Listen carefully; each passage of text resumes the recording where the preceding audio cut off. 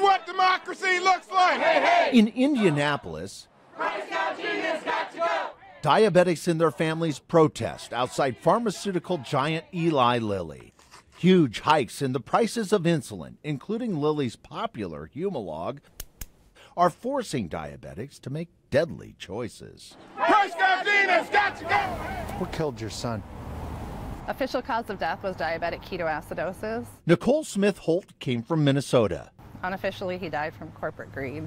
Her son, Alec, died in 2017, just months after he turned 26. He was no longer eligible for my health insurance. Even though he was working, Nicole says Alec could not afford to pay for his life-saving insulin, including Humalog.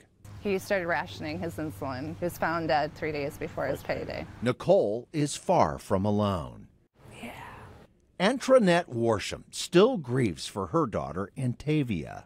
I miss her. Antavia was just 22 years old and relied on insulin, including Humalog, to stay alive. She had 2 jobs and insurance, but her mother says it wasn't enough. She couldn't afford her insulin. She rationed. Eli Lilly is one of several pharmaceutical companies now being blamed by diabetics for the skyrocketing cost of insulin. The company declined an on-camera interview, but responded to us in writing, stating its last price increase for insulin was in May of 2017, which the company says has been its one price increase over the last 26 months. While that's true, the price had skyrocketed for years before that. According to the Union of Concerned Scientists, the price of Humalog actually increased by 1,157% in 20 years, from 1996 to 2017. The increasing price of insulin has captured the attention of Washington.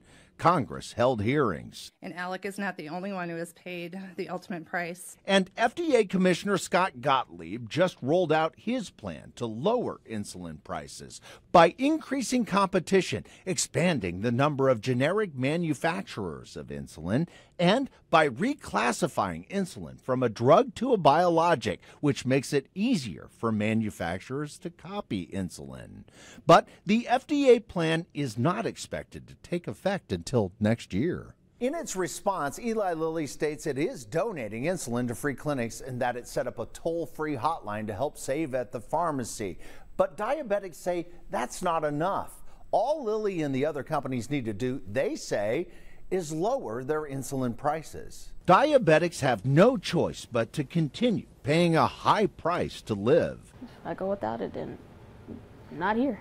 While families of victims who couldn't afford insulin continue to fight for reform. Stop the greed. Start putting patients' lives over your profits. For Spotlight on America, I'm Dwayne Pullman.